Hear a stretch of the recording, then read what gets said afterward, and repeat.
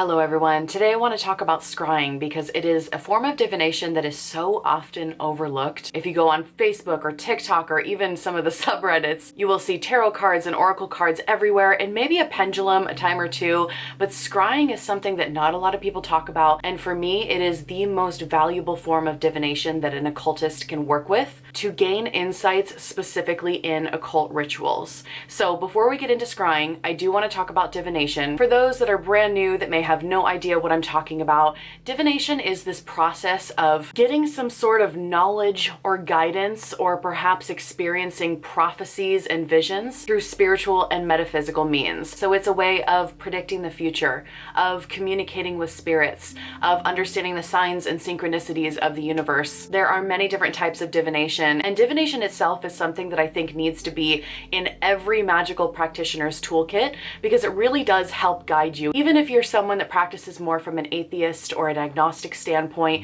and you don't necessarily believe in the existence of spirits, you can always look at divination like a way of reflecting back into your subconscious mind and playing into the archetypes of the universe. So you can use divination as a way of assessing archetypes and the messages from your subconscious. So when you're working with tarot cards from this perspective, it would be a way of bypassing your conscious mind and getting to the deeper layers. But of course, many occultists use it to communicate with spirits, myself included, and to connect to whatever we perceive our higher power to be. So as I mentioned, there are so many different types of divination. Tarot cards, oracles, and working with pendulums, even dowsing rods are some of the most beginner-friendly forms of divination in my opinion, because they're usually a lot more straightforward than scrying. So I want to talk about those a little bit first. With tarot cards and oracle cards, I see a lot of people, it's almost like the gateway to the occult, right? Somebody gets their first tarot deck and it's the gateway to everything else. But tarot cards and oracle cards have a little booklet that comes with these cards. And so when you're shuffling and you're drawing cards out and you're working with them, the booklet is going to tell you what each card means.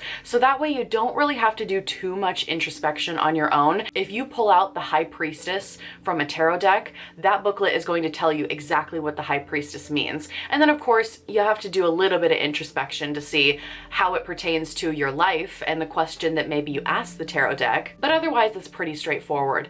And if we're talking about pendulums, pendulums are even more straightforward than that. If you have a pendulum, you can get a board to put underneath it. Usually the boards will consist of some words like yes, no, unknown. Maybe they'll have some letters so it can spell something out, but you would simply hover your pendulum over this board after calibrating it, of course, and it would either swing in a yes position or swing in a no position or, some other position on the board to indicate what the answer is to your question. But really with pendulums, you'd be sitting here asking a question and then allowing yourself to hold the pendulum as still as possible and waiting for it to swing in a yes or no position. So you can have a back and forth conversation. And again, I'm not going to go into the beliefs on these different systems because people perceive them differently, right? If we're talking about pendulums, some people say that it's really the micro movements of your hand. And so when you're working with a pendulum, you're really just speaking to your subconscious mind. Other people believe that you are working with higher powers or spirits, and those are help guiding your micro movements. Even if you think you may not be moving your hand, you may subtly be moving it, therefore pushing it in a yes or a no position. Either way, it doesn't really matter in this case whether you believe it's spirits or higher power guiding your hand or whether it's your own subconscious mind. It's a way of getting a yes or no answer to something that potentially you've been having a really hard time making a decision about. If you're thinking about leaving your career and you don't know what to do next, you can sit down with your tarot cards, oracle cards, or a pendulum and try to get some yes or no answers out of that. If you pull tarot cards and you're wanting to get a yes and no answer, some people might interpret more positive cards as a yes and more negative cards as a no, or some might interpret it as if the tarot card's upright, it's a yes. If the tarot card is reversed, it's a no. Many different ways to go about this. But my point is, all of these things, tarot, oracle, pendulum, dowsing rods, these are all very, very easy entry-level techniques and systems that the occultist or the witch or the spiritualist can use to get them into doing divination. And of course, there's other types of divination as well. There's augury, which is where you're reading the patterns of birds and maybe some other natural wildlife. In some Eastern traditions, there is reading the tea leaves, also known as tasseography or tasseomancy. And then of course there is scrying. So let's talk about what scrying is a little bit more. Now that I've given some context about divination, all the different kinds, and how scrying kind of fits into all of this, and where I feel feel like scrying can offer a little bit more than other systems can. So the process of scrying really just boils down to looking at some sort of reflective surface and allowing yourself to see any images or have any visions come through. This reflective surface can be a black mirror, a crystal ball. Oftentimes, you know, if you've seen this depicted in TV shows and movies, right, where the witch or the psychic has this big, beautiful crystal ball and they are gazing into it to get visions or premonitions of the future or something. So crystal balls can be used, although I will say the actual process of scrying varies drastically than what is depicted in TV shows and movies. It isn't quite as grandiose as they make it out to be. You can also scry into bowls of water. You can scry into a black obsidian. Black obsidian is really reflective, so it allows you to see images in the reflection of that stone. And this can also even translate to surfaces that are not necessarily reflective, but you can scry into smoke. So if you're burning some incense in a ritual and the smoke is billowing up, you're able to stare into that smoke and gain visions or see images. And you can do the same with fire as well. So not just the smoke, but you can look into the flames of a bonfire and do the exact same thing. If you're ever camping and you're sitting around with friends and you're just staring at the fire and allowing yourself to kind of lull and go into an altered state and you start seeing shapes in the fire,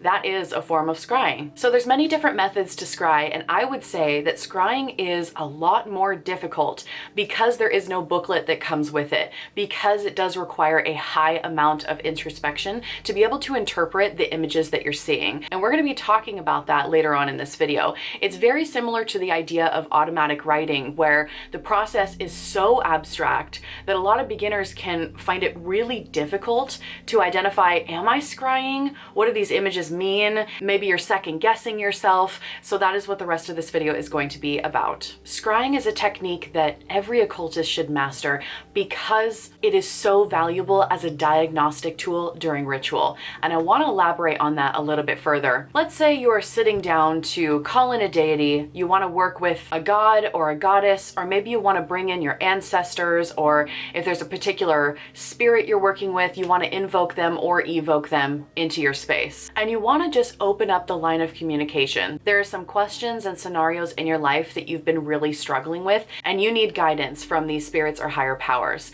So you sit down and you call them in, however you prefer to do that. I do have a whole video on how to work with spirits, so I will link that in the description box below if you're more interested on that particular conversation. And really the topic of working with spirits is so broad because what spirit are you actually working with? The process of invoking or evoking a spirit is going to vary drastically depending on the type of spirit that you're working with. Obviously, the way you call in a goddess like Hecate, so many different ways to pronounce that name, is going to drastically differ than a little house spirit that is wreaking havoc and running about your home. And that's even more different potentially from calling in your ancestors. So I cannot give you a blank template of how to invoke or how to evoke, because that is something that you will have to research on your own as it pertains to the specific types of spirits that you are working with. But after you've called in your spirits into your space and you're sitting down, you're wanting to do divination, to have a conversation with them. And you don't always have to do divination, by the way, to communicate with spirits.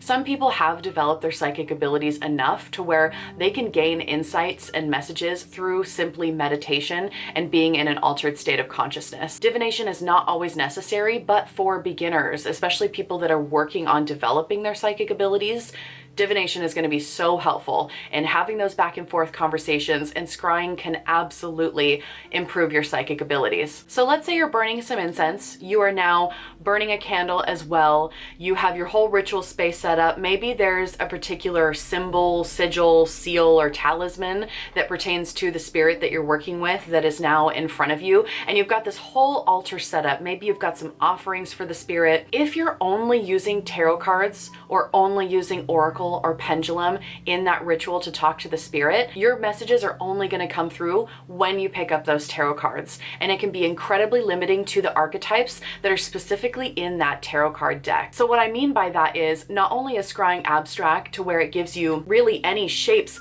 colors, numbers, archetypes that you could possibly think of in the form of images and visions, but they can also come up anytime throughout the ritual. So maybe you're lighting some incense and the smoke starts to pour up above it, and all of a sudden you see this face start to appear in the smoke. Or maybe you start to see the number 3, or maybe you see a triangle form in the smoke. All of those images can give you an idea of how the ritual is going, what the messages are from the spirit, if a spirit is even present, and you can work on diagnosing who it is that you're actually talking to, and you can get these answers without having to pick up a card or without having to pick up a pendulum. So if a spirit wants to readily communicate with you, you're not only relying on you pulling the cards, but you have this medium around you for them to communicate at any point. So let's talk about how to scry and what that actually looks like, because there's a lot of people that really shy away from scrying because they may find it intimidating, or maybe they've tried it once or twice and nothing happened. They stared into a candle flame and saw nothing, or they stared into a black mirror and saw only their own reflection. So let's talk about how to scry. The first thing that you want to do is identify your goal, what it is that you're actually trying to do here, what questions you want to ask. Are you doing this for prophecy, for visions of the future, or are you doing this to ask very specific questions to a particular spirit? For prophecy, you can sit down and just do a meditation to open your mind and then perform the scrying just you. But obviously, if you're wanting to communicate with spirits, there is a whole process of invoking or evoking the spirit into your space before you even scry. You want to obviously bring them in to have that conversation with them. So just kind of figuring out, what is the goal of the ritual? What questions do you want to ask? Or are you just simply feeling lost and you just need general guidance? That is also a perfectly appropriate reason to scry. You're going to want to get some sort of scrying medium as well. You can get a bowl of water. I recommend getting a dark bowl, either black or a really dark brown, to where you can't really see the bottom very well and you're just kind of looking into this blackness as you look into this bowl of water. Or you can simply have a tea light candle and stare into the flame. You can use incense smoke. Black mirrors and black obsidian are very, very popular when it comes to scrying. A black mirror, you can simply get a mirror from the dollar store if you really want to, spray paint it black, assign your intentions, make it magical, and there you have it. I do actually plan on making a video at some point about how to make a black scrying mirror, so I'm hoping to do that sometime in the near future. I don't know when I'm going to get to that, but find some sort of reflective surface or something like smoke to where you can gaze into. And then from there, you are going to enter an altered state of consciousness. So this is where you're going to take a few deep breaths. Maybe you want to perform a body scan where you start at the top of your head, working down to the bottom of your feet, relaxing each muscle along the way. Maybe you want to do a guided visualization or a guided meditation that helps open up your crown to divine inspiration. You know, there's lots of meditations that will have you visualize tree branches going out of your crown up to the cosmos and really drawing down that divine inspiration. Maybe here you want to meditate with a god, goddess, or spirit or ancestor in particular that you want to connect to. And if you are brand new to meditation, I do also have a whole long video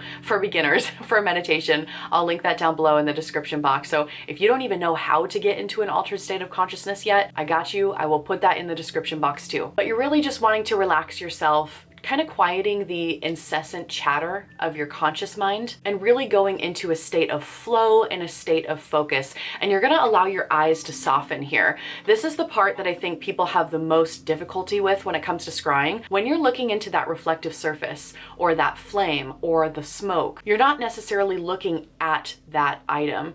You're looking through the item. So if I'm holding a crystal ball in front of me, I'm not necessarily looking at the crystal ball. I'm allowing my eyes to soften a little bit and almost defocus. Practice defocusing your eyes a little bit to where you're not looking at the ball anymore, you're just looking through it and you're allowing whatever images you want to come through in that moment. You're not questioning the images, you are simply just allowing them to come through. I also recommend setting the mood by maybe lighting some candles, put on some frankincense incense, turn the lights down low. It really does help to have very dim lighting when you're scrying, so definitely don't have some blaring overhead lighting. That's going to totally throw you out of the mood. Don't recommend that at all. It's also to have a journal next to you. So I'm not saying to journal every single image that pops up when it pops up, because sometimes the act of journaling can actually take you out of that altered state of consciousness and it makes it not very relaxing. So when you're scrying and you're in the zone, allow these images to come through, but have a journal close by. That way, when you feel like you're done receiving those images, you can immediately go and write them down so you don't forget. Sometimes the images that come through don't make sense in the moment, and that's okay. That's perfectly normal. What you want to do is you want to write it down. That way you can analyze it a little bit further when you're done with the ritual, and you can go, more into your conscious mind and be really analytical with it if you want to. I don't really like to overanalyze the images I get through scrying because I like to see how they unfold. If I don't intuitively understand those messages in the moment, I don't try to force myself to understand. I want to just write them down, and then I want to go about and live my life over the next couple days and weeks and see if those messages start to make sense. Oftentimes you will get messages that don't make sense, and a couple days later they do, or even a couple weeks later, or maybe even a month later. So be patient. If you don't understand everything right away, that's totally fine, but write it down so you can refer back to it later on. And then of course, when you're done, thank the spirits that you may have called into your space. Devoke circle if you've cast a sacred space or something, take down circle, and the cleanup process is usually pretty easy. It doesn't have to be this super ceremonial thing. You can perform scrying anywhere, anytime, especially from my chaos magic perspective. I have performed scrying in the weirdest places all throughout my day. If we're getting very chaos magic, you can even scry through the static of a TV. So if you have that, that little staticky screen that comes up on the television sometimes, this is such an old school thing. I don't think TVs really do this anymore, but if you go to a channel that you don't have or something, or the input is wrong, you'll see a staticky screen. You can even scry in that too. When I'm going on nature walks and I'm noticing the signs and the symbolism of the nature around me, maybe I'm walking past a pool of water and I want to spend a couple seconds looking into the pool just to see if anything comes out. It does not have to be ceremonial if you don't want it to be. Obviously, if you're working with very specific spirits that need to be invoked or evoked a certain way, yeah, it's probably going to be ceremonial, but scrying can happen anytime, anywhere, and I want to see so many more people utilizing this technique. Let's talk about interpreting symbolism a little bit more. I feel like I need to talk about this because I see it so often in Facebook groups and on Reddit where people are asking, what does this mean if a certain symbol appears in someone's life? And if they don't initially understand that symbol, the first reaction seems to be to ask the wider community, what does this symbol mean? I would encourage you to take all that advice as a grain of salt. I actually don't think it's valuable to immediately go to others or to go on Google and Google, what does a butterfly mean, metaphysically speaking? If you see a butterfly or a dragonfly in the smoke of your incense, immediately Googling the symbolism can be helpful to give you a general idea. And I'm not saying to not do that. You can obviously ask for help. Go on Google or ask in a Facebook group what something means, and you're probably going to get a lot of different answers depending on the cultural context and the perspective that person is coming from. Everybody has a different relationship with different colors, different symbols, different numbers, etc. So you're going to kind of get a hodgepodge of answers usually. And the important part is that the symbol didn't appear to them. The symbol appeared to you. So a dragonfly or a butterfly to you may mean something completely different than what it means to someone else. So you can go on Google. Again, I'm not trying to say that that's not an option. I'm just saying take all of that information with a grain of salt and try to do the introspection in your own mind to see what your personal relationship is with a butterfly, with a dragonfly. And I'd encourage you to break down the images that you see as well and make it really simplistic. Are there specific colors that come to mind as you're looking at these images? Or maybe a certain color actually appears to you. Are there specific numbers? Are there specific shapes? I'm talking very basic shapes like a triangle, a circle, a square. I'm not talking about a unicorn head or something complicated like that. Thinking about the symbolism, let's just take circles and squares and triangles, for example. Squares for me and for a lot of people really relate to structure and a foundation. If you think of a house and the foundation, the shape of a house, that is what a square means to me. It is very firm and rigid, but also very supportive and strong. A circle to me is endless. There is no beginning, there is no end. It is timeless, it is protective. If you put a circle around something, a lot of people would say that's a protective thing to do. So there is an element of protection, but also this timelessness to circles. It's also very primordial, and there's a lot of symbolism that can go to just a simple circle. If I'm thinking about triangles for me personally, mean power. They simply just mean pure, raw power. So think about your relationship with basic shapes and different colors, even numbers. For example, I have a very specific relationship with the number 4 because of things that have happened in my life. And so if a 4 were to come up, if I saw in the smoke the number 4, it would mean something completely differently to me than it would for classic numerology. If you go on Google, you look up the numerology for number 4, that's not going to match at all to the message that I'm personally receiving in that ritual when I see the number 4. This also allows you to develop your own psychic abilities and your own personal gnosis by not relying on Google, by not relying on other people's interpretations, and also sitting in that uncomfortability for a little bit of not knowing. Again, it's perfectly okay to not have the answers. Write it down and see how things unfold over the next coming days, weeks, months. And this is where you develop your skills, because you're going back to what you wrote in your journal and you're relating it to your life and figuring out how you ultimately are going to interpret these symbols in the future. I want to give you some additional prompts here to really think about, to really journal about. Hopefully these can help you interpret your symbols a little bit better. So what is your first impression of this image?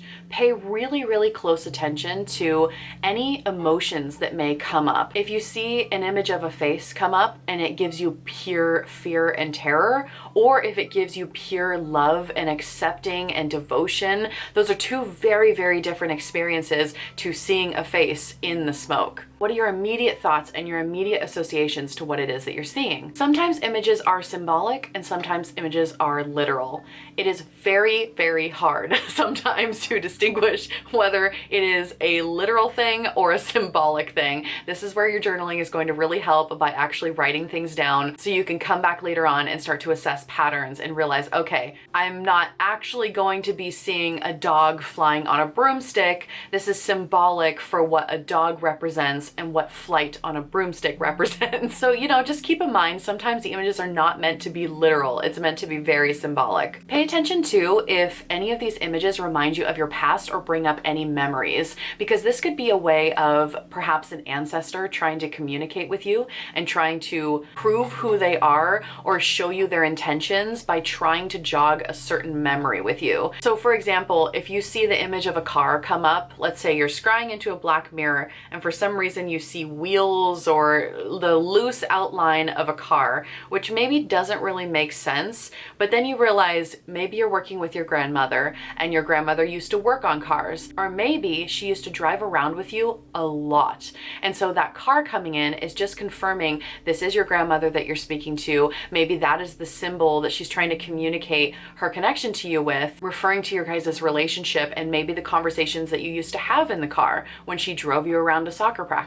And the last prompt that I want you to consider is, how can you use the insight from this image and apply it to your life? Apply it to the question that you asked. So again, going back to symbolic images versus literal images, consider what you have asked, or maybe you haven't asked any questions at all because you really just want general guidance right now, in which case that's fine, but really relating it back to your own life and your own personal experiences. How does this apply? And really you and you alone are going to be the only person that can properly answer that. So I hope this inspires many occultists or witches or spiritualists to get into scrying a little bit more, because again, I see so many people practicing tarot and oracle and pendulum, and I love those mediums, me too. But scrying is something so easy and so accessible that can be done at any point of the day as you're going about life. It can also be done in very ceremonial and ritualistic acts. It's so versatile and it's so underutilized. I cannot express that enough. So I hope this inspires a lot of people to get into scrying a little bit more and to do that introspection into their own psyche. Thank you so much for watching. I'll see you in another video soon.